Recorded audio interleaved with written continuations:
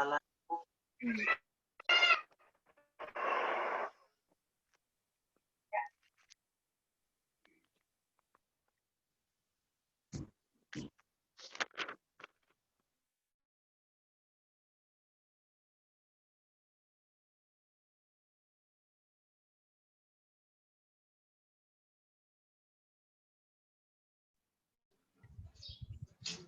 morning to all of you.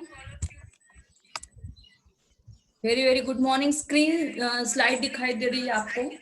कल की तासिका में हम सभी लोग बता चुके हैं, आपका इंट्रोडक्टरी सेशन हो चुका है। हमारे पाठ्यक्रम में आधारित 8 जो कहानियां हैं, लगभग उन 8 कहानियों में कौन कौन सी चीज कौन कौन सी यहाँ पर होती है, जैसे कि हम लोग बता चुके हैं कल की तासिका में कि सदगति यह कहानी क्या दिखाती है, मुंशी प्रेमचंद जी का वक्तव्य कैसा होता है। देखिएगा कि जब हम लोग बात कर रहे हैं मुंशी प्रेमचंद जी के, तो यकीन कीजिएगा कि हम उस युग में चले जाते हैं दोस्तों, कि उस युग में ये रेज क्या हुआ, आप में से किसी ने हैंड रेज किया हुआ है? कोई प्रॉब्लम है आपको? आवाज नहीं आ रही है क्या? आ रही है। आ रही है। ओके ओके ठीक है। स्लाइड दिखाई दे रही है आपको। आज जिनके संदर्भ में आपसे चर्चा करने वाले हैं दोस्तों, कि सदगति कहानी जो है मुंशी प्रेमचंद जी के द्वारा लिखी। तो मुंशी प्रेमचंद जी ने जब यह कहानी लिखी, तो सदगति से तात्पर्य क्या होता है? देखिएगा कि एक होती है सदगति का विपरीत अर्थ जो होता है, तो उसे भी हम लोग इस कहानी के माध्यम से देखने वाले हैं। कि एक दुखी चमार जो वो दुखी हो जाता है और अपनी बेटी की साहित्य निकालने के लिए, मतलब शगुन निकालते हैं ना, साहित्य का मतलब होता है शगुन, है ना। शगुन निकालने के लिए हम सभी लोग चले जाते हैं। तो क्यों चले जाते हैं, है ना, किस लिए चले जाते हैं? क्योंकि हम सभी लोगों की परंपरा रही है और उसी परंपरा का निर्वाह करते हुए हम सभी इन बातों को आत्मसात करते हैं और वह अपने बेटे की साहित्य निकलवाने के लिए चला जाता है। देखिएगा कि मुंशी प्रेमचंद जी का जो साहित्य है दोस्तों, तो मुंशी प्रेमचंद जी का साहित्य आह का साहित्य है, वाह का साहित्य नहीं है। ये आपका कथा संचयन यह बुक है, जो कल की तासिका में भी हम आपको समझाना चाहते थे, लेकिन कॉलेज में बहुत नेटवर्क इश्यू था, जिस कारण हमारी न तो आवाज आप तक पहुंच पा रही थी और नहीं हम ठीक ठाक ढंग से बात कर रहे थे। तो आज मुझे लगता है कि हमारी आवाज भी क्लियर हो रही है, आज आपको हम भी दिखाई दे रहे हैं और आपके स्लाइड भी दिखाई दे रही है। तो दोस्तों यह कथा संचयन है आपका। तो इस कथा संचयन का इंट्रोडक्टरी सेशन हमारा कल की तासिका में हो चुका है। आज हम लोग सदगति कहानी को देखेंगे। तो सर्वप्रथम बात आती है दोस्तों मुंशी प्रेमचंद जी की। तो मुंशी प्रेमचंद जी के जन्म से लेकर यदि उनके मृत्यु शैया तक की यात्रा को यदि हम लोग आपके सम्मुख रखें, तो आपके आंखों से अश्रु की धारा निश्चित तौर पर बहेगी, क्योंकि हम आपको इसके पूर्व भी बता चुके हैं कि प्रेमचंद जी का जो साहित्य है वह साहित्य आह का साहित्य, वाह का साहित्य नहीं है। हर जगह पर वेदना को उन्होंने प्रखर रूप से प्राप्त किया हुआ है। देखिएगा कि अपनी बेटी की शादी, अब सभी बेटियां ही है ना, तो अपनी बेटी की शादी करने के लिए आपके माता पिता को कितने पापड़ बेलने पड़ते हैं, न जाने कौन कौन से कार्य वो लोग करते हैं। आपको इसका यकीन भी नहीं है कि आपके लिए आपके मम्मी पापा कितना कार्य कर रहे हैं और किस प्रकार का कार्य कर रहे हैं, इसे भी आप लोगों को पता नहीं है।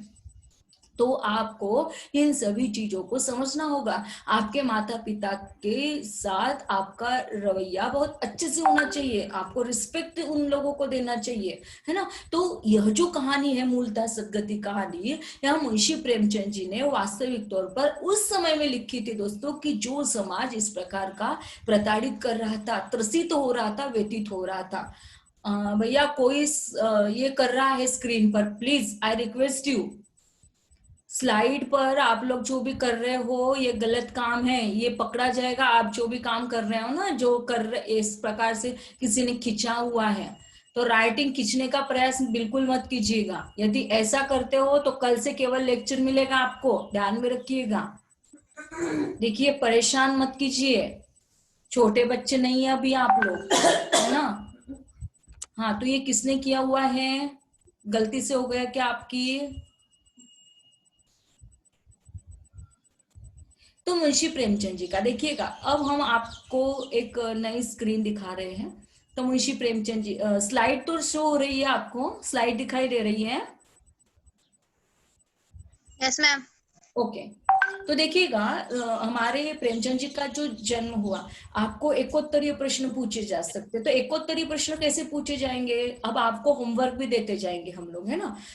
होमवर्क आपका कैसे होगा, देखिएगा कि प्रेमचंद जी का जन्म किस गांव में हुआ। तो प्रेमचंद जी का जन्म 31 जुलाई 1880 को लमही इस गांव में हुआ। ध्यान से सुनिएगा, ध्यान से पढ़िएगा, आपके हाथों में कॉपी पेन होनी चाहिए। याद रखिएगा, इन सभी चीजों को आपको लिख लेना है, क्योंकि आप ही लोगों को इस प्रकार के प्रश्न बनाने आने चाहिए। पहला प्रश्न आपका तैयार हो गया कि कहानी सदगति कहानी के लेखक कौन है। प्रेमचंद जी का जन्म कहाँ पर हुआ, प्रेमचंद जी का जन्म कब हुआ, उनका ओरिजिनल नाम मतलब उनका नाम क्या था। तो उनका नाम धनपत। देखिए कितने प्रश्न तैयार कर रहे हैं, है ना। उनके चाचा का नाम क्या था, नवाब राय था। जब प्रेमचंद मैट्रिक में पढ़ते थे और तभी से वो लिखने लगे। अब देखिएगा कि जब बच्चे छोटे होते तब से वो लिखते हैं। कई प्रकार के, जब हम लोग समाज में चले जाते हैं ना, तो समाज में रहते हुए कई प्रकार के लोगों के साथ हमारा मेलजोल होता है, और उस समय में हमें पता चल जाता है कि लिखने की जो वास्तविक तौर पर शक्ति होती है, तो यह लिखने की स्टाइल कब से आने लगते हैं। हम लोग एक आध दूसरे लेखक को जब मिलते हैं तब बचपन में ही किसी ने किसी के साथ जो बर्ताव किया, बस उसे मैंने लिख दिया। कई बार तो ऐसा होता है कि मम्मी और पापा दोनों का झगड़ा होता है, और दोनों की कशिश का वातावरण इस प्रकार से तैयार हो जाता है कि वो बच्चा अपने आप लिखने के लिए तत्पर हो जाता है। तो इस प्रकार प्रेमचंद जी जब मैट्रिक में थे तभी से वो पढ़ने लगे थे और लिखने लगे थे। उनका जो बचपन था वह घनघोर गरीबी और दुख में कटा। एक याद दिला दो दोस्तों आपको कि वह समय था प्रेमचंद जी का, जब प्रेमचंद जी के युग में उनके पास, जैसे आज आपके घर में लाइट होगा, फैन होगा, ऐसी लाइट और उसकी सुविधाएं बिल्कुल नहीं थी। वह हमेशा म्यूनिसिपालिटी के जो लाइट्स लगते थे, उस म्यूनिसिपालिटी के लाइट्स के सामने बैठते थे, रात को लिखा करते थे। दिन भर वो कहीं ना कहीं किसी न किसी पर किसी जगह पर जाया करते थे, और उसके पश्चात वह लिखने का प्रयास करते थे। मतलब देखिएगा कि आज आप सभी लोगों को आपके माता पिता ने कौन कौन सी चीज उपहार के तौर पर दे दी है। आपको किसी जगह पर जाने की जरूरत नहीं है, आपको चिंता करने की आवश्यकता नहीं है कि म्यूनिसिपालिटी का लाइट होगा या नहीं होगा, वो लाइट ऑफ हो गया तो आपकी पढ़ाई नहीं होगी। सारी सुविधाएं आपको अवेलेबल कर दी है, लेकिन यह हम पर डिपेंड करता है बेटा कि हम लोग कितना ले रहे हैं और कितना हमें छोड़ रहे हैं। तो देखिएगा प्रेमचंद जी मैट्रिक में पढ़ते थे और वह तभी से लिखने लगे थे। उनका बचपन घनघोर गरीबी में और दुख में कटा। 1901 और 1902 में उनके दो उपन्यास हम खुरमा और हम स्वाब छप गए। प्रेमचंद जी ने पहले उर्दू में लिखना शुरू कर दिया, और बाद में वो हिंदी में लिखने लगे। उर्दू बहुत अच्छी तरीके से उन्हें आती थी प्रेमचंद जी को, और आखिरकार वो उर्दू में ही लिखना पसंद करते, जैसे सोचिए वतन वगैरह। ये सभी उनका जो उपन्यासों का सिलसिला हम लोग आगे स्टार्ट करेंगे, तो उस हिसाब से हम आपको बताते जाएंगे। तो देखिएगा कि गरीबी में वो उनका जो बचपन था वह बीत गया। तो 1901 और 1902 में उनके दो उपन्यास छपे, एक हम खुरमा और एक हम सवाब छप गए। और प्रेमचंद जी ने पहले उर्दू में लिखना शुरू कर दिया, और फिर बाद में उन्होंने हिंदी में लिखना स्टार्ट किया। उनकी पहली कहानी उर्दू मासिक संसार का सबसे बड़ा जो अनमोल रतन था जमाना में प्रकाशित हो गई। तो 1910 और 11 में उनका सोचिए वतन नामक उपन्यास जब्त कर लिया गया था, क्योंकि सोचिए वतन में स्वतंत्रता के लिए, भारतीय स्वतंत्रता आंदोलन में हम लोगों को क्या करना चाहिए, भारतीय लोगों की आवश्यकता क्या है, भारतीय लोगों ने कौन कौन से कार्य करने चाहिए। तो ये जब ये सभी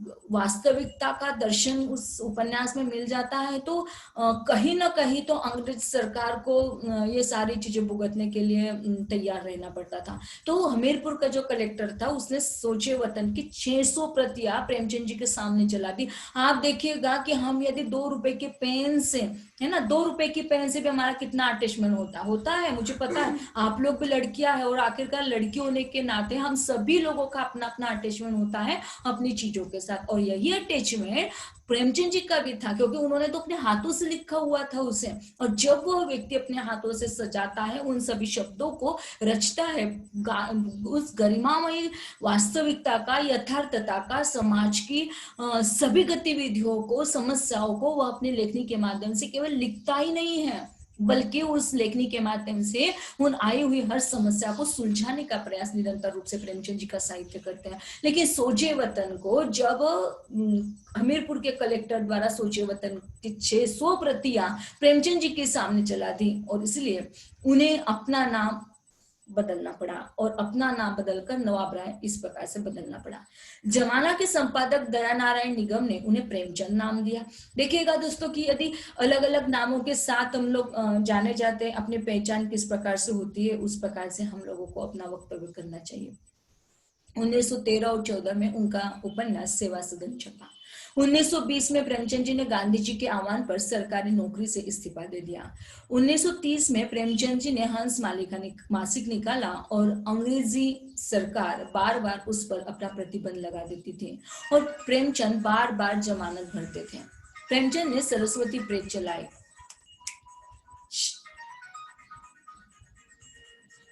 प्रेमचंद जी ने सरस्वती प्रेस चलाई, घाटे उठाए और स्वाधीनता आंदोलन की दिशा में वो काम करते रहे।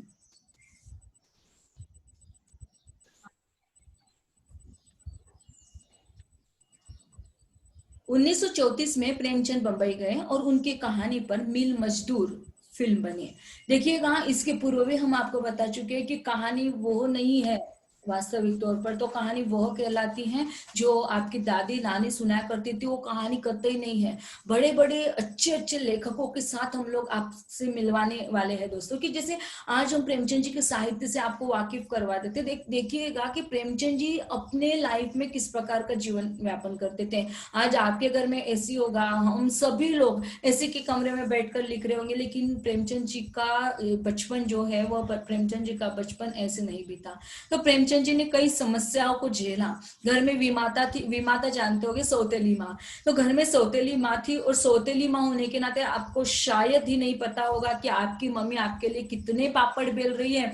प्लेट आपके सामने रखी जाती है फिर भी हम लोग खाते नहीं है ना। कई बार हम प्लेट को ठुकरा देते हैं, ये नहीं खाना है मुझे, वो नहीं खाना। इस प्रकार के ड्रामे आप लोगों के रहते हैं और यदि इस प्रकार के ड्रामा आप लोगों के रहते हैं तो आप सभी लोगों से हाथ जोड़कर गुजारिश है कि आप आपकी मम्मी को परेशान मत किया करो, है ना। तो वह समय था कि प्रेमचंद जी को खाना भी नसीब नहीं होता था। उनकी विमाता उनके साथ थी, विमाता उनके पिता के साथ, पापा के साथ झगड़ा करती थी और यह झगड़ा केवल प्रेमचंद जी की वजह से था। प्रेमचंद जी को बिना वजह से मार पड़ती थी, डांट पड़ती थी और फिर घर की मार और डांट से बचने के लिए अमराइयों में जाकर चुपचाप लिखने का प्रयास हमारे प्रेमचंद जी क्या करते थे। लेकिन अमराइयों में जाने से तात्पर्य केवल इतना ही निकलता था दोस्तों कि अमराइयों में वही व्यक्ति जाता है जो आमों को चुराता है, कच्चे आम जो होते हैं ना उनको चुरा चुरा कर जो घर पे लेके जाता है। लेकिन प्रेमचंद जी का मूल कार्य जो था किसी भी व्यक्ति को त्रासदी को लेना या किसी भी प्रकार की अभिव्यक्ति को प्रकट करना नहीं था, बल्कि उसे उन्हें अपनी राइटिंग को लिखना था। लेकिन लिख नहीं पाए प्रेमचंद जी, क्योंकि घर में भी लिख नहीं पाते थे और जब घर से बाहर चले जाते थे तब भी उन्हें डांट मिलती थी। तो इस प्रकार घर भी और बाहर भी कि इस प्रकार की दयनीय अवस्था में वह प्रेमचंद लिखा करते थे। तो जब प्रेमचंद जी 1934 में प्रेमचंद बंबई गए तो उनकी कहानी पर, मतलब उन्होंने जो कहानी लिखी थी मिल मजदूर फिल्म बन गए। उस पर भी बंबई सरकार ने पाबंदी लगा दी। कई बार ऐसा होता है कि सच सामने आने से कतराता है। साई, आपको नींद आ रही है क्या? साई जाधव, साई जाधव, नींद आ रही है बेटा आपको? आपने कर दिया क्या उसे? म्यूट कर दिया है, बंद कर दिया है यहाँ से माइक? नींद तो नहीं आ रही है, समझ में तो आ रहा है आपको?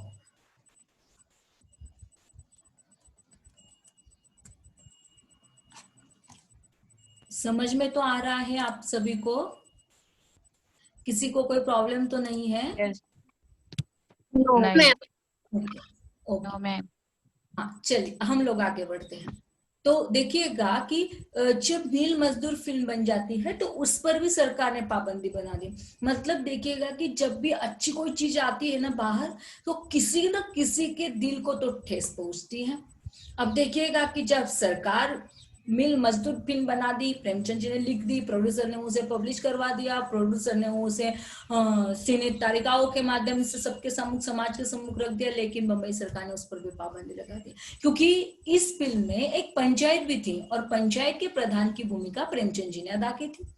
1935 में प्रेमचंद वापिस बनारस लौट आए और 1935 में उनका उपन्यास गोदान छपा, जिसमें गरीब किसान के कर्ज एवं दुखों की गाथा। देखिएगा, यदि हम लोग प्रेमचंद जी के उपन्यासों की चर्चा करते हैं तो शायद ही हमारी यह सदगति कहानी पूरी नहीं हो सकती, है ना। तो हम लोग नहीं करें तो बेटर होगा, लेकिन आप लोगों को जिंदगी में एक बार, कम से कम एक बार तो आपको प्रेमचंद जी के साहित्य को पढ़ना ही है ना। बहुत सुंदर सुंदर उपन्यासों का निर्माण प्रेमचंद जी ने किया है। तो सबसे पहले पढ़िएगा आप लोग निर्मला उपन्यास, बहुत ही सुंदर एवं मार्मिक उपन्यास है निर्मला, बहुत ही सुंदर है।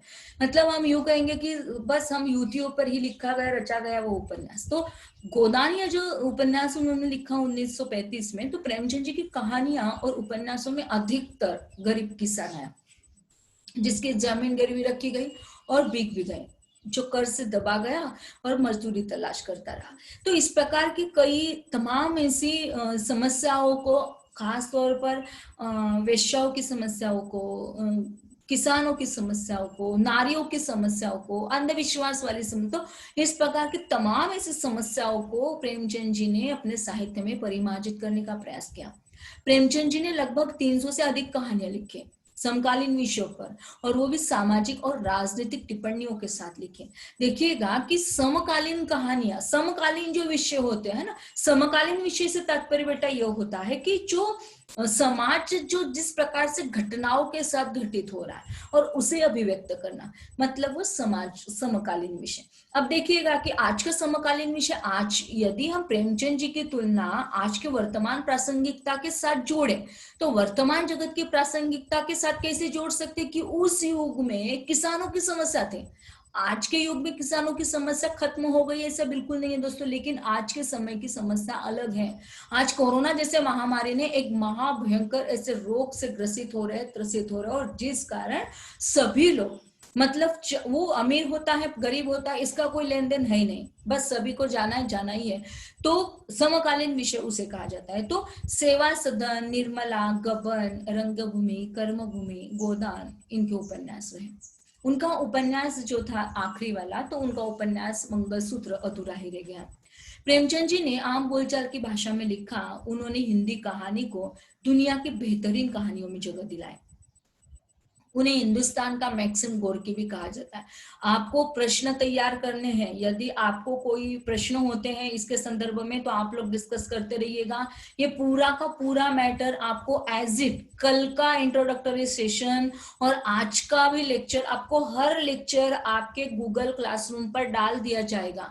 बेटर होगा कि आप लोग जितने भी व्हाट्सएप ग्रुप में जुड़े हुए मेरे दोस्त हैं, उतने के उतने सभी के सभी लोग गूगल क्लासरूम में भी जुड़े, और उतने सभी लोगों को यहाँ पर भी जुड़ना है। 100 लोगों की क्वांटिटी यहाँ पर होती है जूम मीट में, है ना। तो गूगल मीट का भले ही टाइम रहता है 60 मिनट का, है ना, लेकिन 60 मिनट के पश्चात हमारी जो तासिका चल रही है कॉलेज की, तो कॉलेज के टाइम टेबल के अनुसार हमें अपना लेक्चर्स लेना है, ध्यान में रखिएगा। तो कॉलेज का टाइमिंग 45 आवर्स का होता है ना, तो 45 आवर्स के पश्चात आपकी दूसरी तासिका स्टार्ट हो जाएगी। दूसरी तासिका में से हम ही यदि 60 मिनट का लेक्चर्स आपका ले लेंगे तो आपके साथ प्रॉब्लम क्रिएट हो सकता है, दूसरे किसी टीचर के साथ प्रॉब्लम क्रिएट हो सकता है। इसलिए हम लोग पर्टिकुलर जूम मीट पर ही अपना लेक्चर अटेंड करें तो बेटर होगा।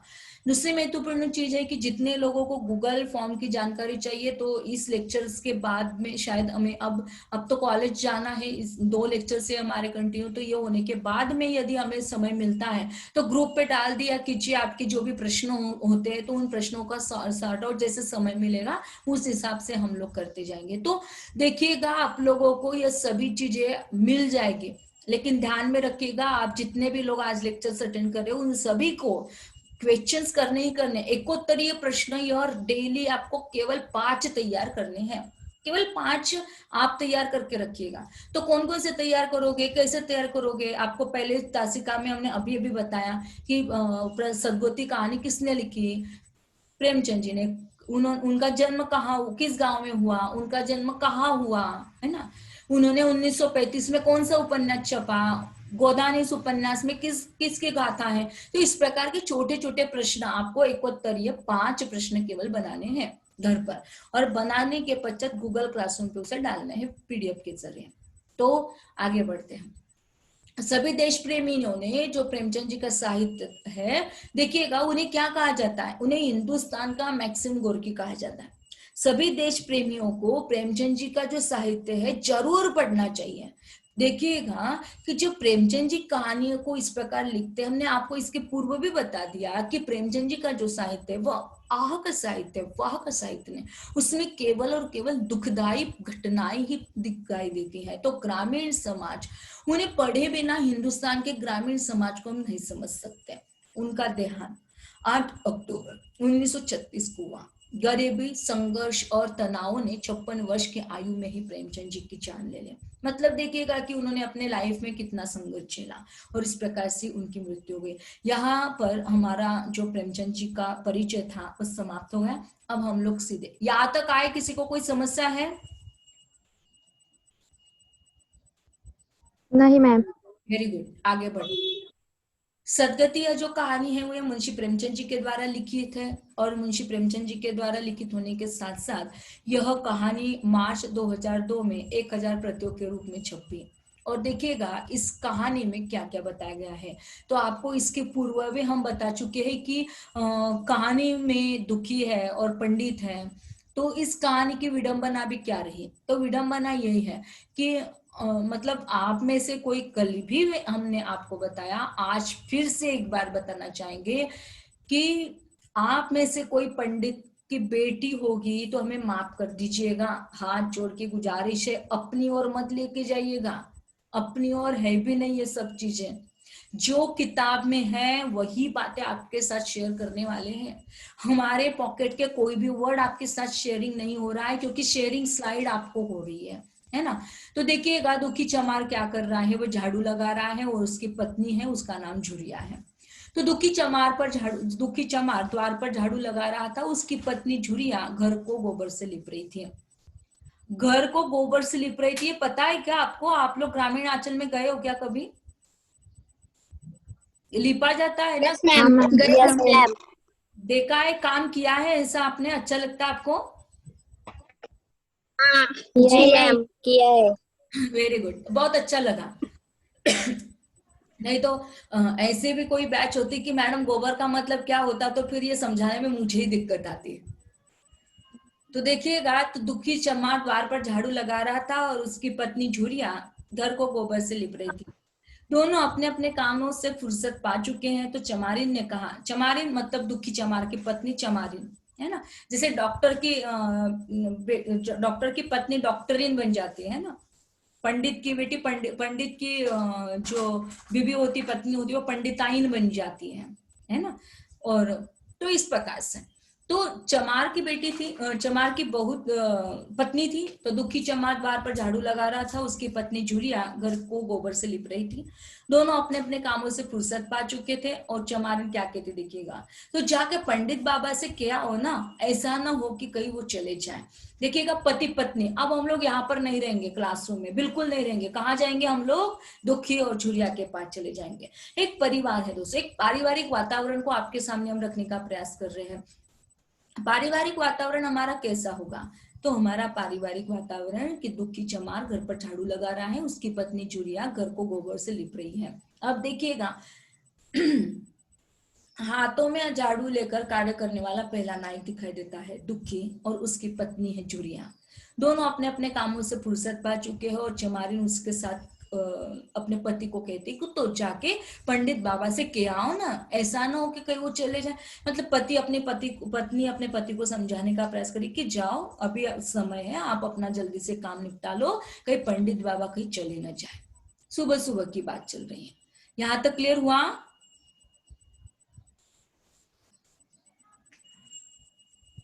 हाँ मैम, क्लियर हुआ। ओके। दुखी कहता है, जी मैम। दुखी कहता है हाँ जाता हूं, लेकिन यह तो सोच बैठेंगे किस चीज पर। अब देखिएगा कि वो पंडित जी के पास जाने के लिए तो तत्पर है, कि वो कहता है कि हाँ मैं तो चला जाऊंगा, लेकिन जब मेहमान अपने घर पर आएंगे तो उसे बैठाओगे किस पर, किस चीज पर बिठाओगी? जूरिया कहती है कहीं से खटिया न मिल जाएगी, ठकुराने से मांग लाना। अब देखिएगा खटिया पता है क्या आपको? सोए हो क्या खटिया पर? देखिए क्या? Yes ma'am. Very good. जी मैम। आज भी सोते हैं। वेरी गुड, बहुत अच्छा लगा। आज भी सोते ही यह सुनकर बड़ा अच्छा लगा हमें, क्योंकि मुझे नहीं पता कि अब तो कॉर्ट का सिस्टम है भाई, हर एक के घर में कॉर्ट सिस्टम रहते हैं, तो पता नहीं आपके पास खटिया है या नहीं, बट बहुत अच्छा है कि आपके पास आपके घर में खटिया है। तो चलिए, हमारी जो झुरिया है, तो झुरिया क्या कहते हैं, तो झुरिया कहते हैं कि कहीं से खटिया न मिल जाएगी, ठकुराने से मांग लेना। हमने अभी भी आपको कहा कि ठाकुर की पत्नी ठकुराइन हो जाती है, पंडित की पत्नी पंडिताइन हो जाती, तो ठकुराइन जो है ना, तो ठकुराने से मांग लाना। क्या कहते हैं कि ठकुराने से क्या मांग के लाना, हमारी कटिया मतलब उनकी जो कटिया है 5 मिनट के लिए, 10 मिनट के लिए उधार लेके आना। हम लोग करते हैं ना अपने घर में, यदि नहीं रहता भैया, ग्रामीण आंचल में यदि आप लोग रहते होंगे, मुझे नहीं पता दोस्तों आप लोग कहाँ पर रहते हैं, आप यदि बुलाते हो, हाँ ये होने के बाद, हाँ अब मत बुलाना, जब ये पूरा वातावरण हमारा क्लीन एंड क्लियर हो जाएगा, और तब यदि आप लोगों की चाहत होती कि मैम आप आइए हमारे घर पर, तो हम निश्चित तौर पर आएंगे, है ना, हमें भी अच्छा लगेगा। लेकिन उस समय पता नहीं कि कब होगा। तो देखिएगा, तो जिस प्रकार, तो ग्रामीण आंचल की बात कर रहे थे हम लोग, तो ग्रामीण आंचल में यदि हम सभी लोग रहते हैं, तो ग्रामीण आंचल के लोग कैसे होते हैं, किसी भी चीज को ले लेते हैं और किसी भी चीज को दे देते हैं। लेकिन ध्यान में रखिएगा, शहरी व्यवस्था में, नागरिक व्यवस्था में, जिस प्रकार से मनुष्य ने नागरिक सभ्यता का विकास किया, तो शहर में रहने वाले लोग संकुचित हो गए। आज भी यदि हम लोग अपने घर में यदि खाना बनता है और यदि कोई बाहर का व्यक्ति अपने घर में एंटर होता है, तो हम तुरंत थाली परोस देते हैं और भैया खाना खा लो कह देते हैं। लेकिन बाहर से आए हुए यदि आप लोग पुणे में चले गए, बॉम्बे में चले गए, तो उनके घर का सिस्टम वेरी डिफरेंट कैसे होता है, देखिएगा। हाँ, आपको खाना खाना है क्या, कि आप खाना खाकर आए, ऐसा सवाल आपको किया जाएगा। निश्चित तौर पर आप यदि भूखे होगे तो आप यह भी कह दोगे कि नहीं, मुझे मेरा पेट भरा हुआ है, मुझे भूख नहीं है। क्यों कहोगे, क्योंकि आपको सवाल ही वैसा किया जा रहा है। तो ग्रामीण अंचल में एक दूसरे की वस्तु को लिया भी जाता था, लिया भी जाता है और दिया भी जाता है। ऐसे ही हमारी झुरिया, चूंकि वो ग्रामीण अंचल में रहने वाली नारी है, तो ग्रामीण अंचल में लेन देन रहता है, और इसलिए वो क्या कहते हैं कि ठकुराने से तुम मांग लेना। दुखी कहता है, तू भी कभी कभी ऐसी बात कह देती है कि देह जल जाती है। मतलब ऐसे कौन सी बात तूने कह दी है कि तू भी कभी कभी ऐसी बात कर दे। मम्मी पापा के संवादों को भी आप लोग देख चुके, यहाँ पर भी पति पत्नी के संवाद हो रहे हैं, देखिएगा। तो पति पत्नी के संवाद कैसे हैं, वह पत्नी अपना काम कर रही है, गोबर को लिपने का, और जो दुखी है वो झाड़ू लगा रहा है, और इतने में वह अपने पति को कहती है कि तुम चले जाओ, कहीं पंडित बाबा ना चले जाए। लेकिन दुखी क्या कहता है, हाँ मैं तो जाने के लिए तत्पर हूँ, लेकिन वो लोग आएंगे तो बैठेंगे किस चीज पर, तो कहीं फिर उसकी पत्नी तुरंत कहती है, पति पत्नी का दोनों का नाम आपको लिख लेना है, याद कर लेना है, तो कहीं से खटिया न मिल जाएगी, ठकुराने से मांग लाना। और फिर दुखी उसे समझाता है कि तू भी कभी कभी ऐसी बात कह देती कि पूरी देह जल जाती है, ठकुराने वाले मुझे खटिया देंगे, आग तक तो घर से निकलती नहीं है, खटिया देंगे। थाने में जाकर एक लोटा पानी मांगो तो न मिले, भला खटिया कौन देगा। हमारे उपले सेठे भूसा लकड़ी थोड़े ही है कि जो चाहे उठा ले जाए। देखिएगा, यहाँ पर यदि हम चर्चा कर रहे हैं, तो कहीं ना कहीं हम उस जमाने की बात कर रहे हैं दोस्तों, कि उस जमाने में भी वैसा ही हुआ करता था, आज भी वैसा ही हो रहा है। जिनके घर में उपले होते हैं, सेटे होते हैं, भूसा होता है, लकड़ी होती है ना, तो उनके घर में उसका कोई मूल्य नहीं होता है, और न ही बाकी के लोगों को उसका मूल्य होता है। ध्यान में रखिएगा, चुपचाप कोई भी लोग आते हैं, वो सारी चीजों को उठाकर लेके जाते, कोई किसी के पैसे के बारे में भी नहीं सोचता है। लेकिन हम लोग उसके बारे में सोचने लगते, क्योंकि हम लोग शहर में रहते हैं, हम लोग नागरिक सभ्यता के विकास में अपने आप को रखते हैं। तो इस कारण जो भी कार्य किया करते हैं, उस कार्य की जो विधि होती है, उस कार्य की विधि में हम लोग ये मानते हैं कि कहीं ना कहीं,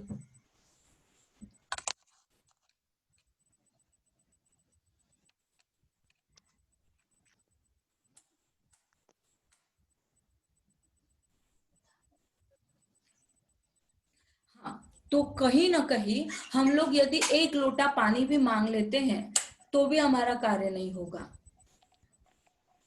लेकिन तुम ऐसे कैसे कह देती हो कि तुम्हें जाना है और वहां से ठकुराने से खटिया लेकर आना है, तो कोई भी हमें खटिया नहीं देगा। एक लोटा पानी मांगो तो भी ना मिले तो खटिया मुझे कौन देगा? हमारे घर का भूसा तो नहीं है, लकड़ी तो है नहीं, उपले उपले तो है नहीं कि वो चाहे उठाकर कोई भी लेके जाए। यह अपनी खटोली ही धोकर रख दे। खटोली का मतलब क्या होता है? तो जो छोटे खटिया होते हैं ना, मतलब केवल उसपे छोटे बच्चे सोलाया करते थे। मतलब अब हम यदि अपने नानी या दादी के घर पर जाते तो छोटे से खटिया हुआ करती थी जिसपे छोटे बच्चों को सुलाया जाता था। तो और बड़े भी, लेकिन बड़े केवल बैठने के प्रयोग में करते थे। तो ऐसी चीजें, तो उसे कहा जाता है खटोली। तो वो क्या कहता है चूड़िया को, अपने ही खटोली को धोकर रख दे। गर्मी के तो दिन है, मेरे आते आते जब पूरा ऊन है, मतलब देखिएगा कि ऊन के आते आते सूख जाएगी, मतलब जब वो लोग आएंगे तो उनके आते आते वो जो खटोली है वो भी सूख जाएगी। फिर जूरिया वह कहती है कि वह हमारी खटोली पर बैठेंगे नहीं। अब देखिएगा कि यहाँ पर जातीयता का भी प्रकार रूप दिखाई देते कि वह हमारी खटोली पर बैठेंगे नहीं। देखते नहीं कितने नेम धर्म से रहते हैं। अब देखिएगा कि जब नेम धर्म अशिक्षित है ना, जब पढ़ी लिखी औरत होती है तो वह नियम के साथ, धर्मों के साथ, इस प्रकार का स्टेटमेंट, उनका भाषा शैली देखिएगा प्रेमचंद जी की कितनी सजगता के साथ, कितनी मार्मिकता के साथ प्रकार होकर आती है। झुरिया तो कहती मैं तो धो दूंगी मेरी खटोली को, लेकिन अपनी खटोली पर वो लोग बैठेंगे तब ना। देखते नहीं वो कितने नेम धर्म से रहते हैं। दुखी ने जरा चिंतित होकर कहा, हाँ ये तो बात है। महुए के पत्ते तोड़कर एक पत्तल बना लो तो ठीक हो जाए। महुए के पत्ते होते हैं ना, महुए के पत्ते मतलब पत्तल में बड़े बड़े आदमी खाते हैं और वह पवित्र है। ला तो डंडा, मैं पत्ते तोड़ लू। झुरिया कहती है पत्तल में बना लूंगी। हमारी आवाज आ रही है?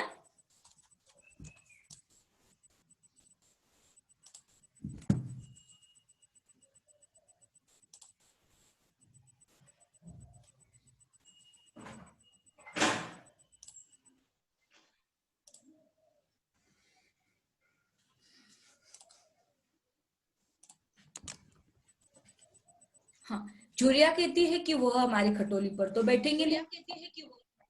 दुखी ने जरा चिंतित होकर कहा, हाँ यह बात तो है, महुए के पत्ते तोड़कर एक पत्तल बना लो।